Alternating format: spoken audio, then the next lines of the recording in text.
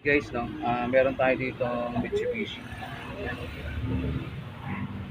Ang problema nito, pag in-accelerate, ingat.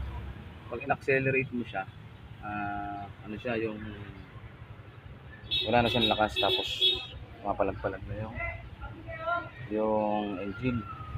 Ngayon, in-scan ko to, yung crankshaft sensor niya is malfunction. Ngayon, kakabitan natin siya ng crankshaft sensor.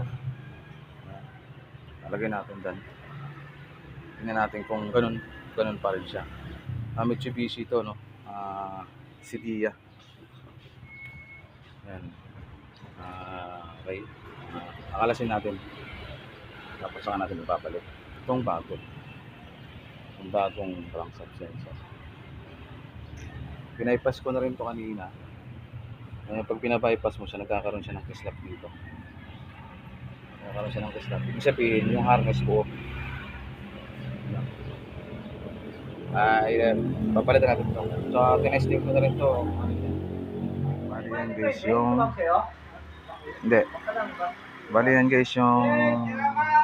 Ano? Sige kuya, ingat! Yan yung... DTC niya, yung diagnostic trouble code niya. Ayan, 22 crankshaft sensor ng Mitsubishi. Ayan.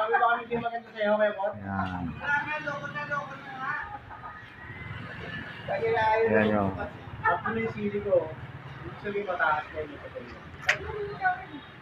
Mitsubishi. Ayan, okay na guys. Guys, dito tayo.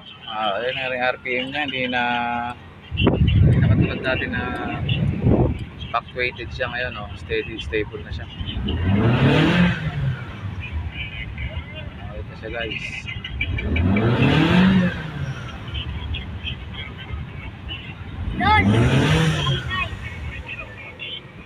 Okay. Alright. Guys, tara na guys. Andar na tayo guys.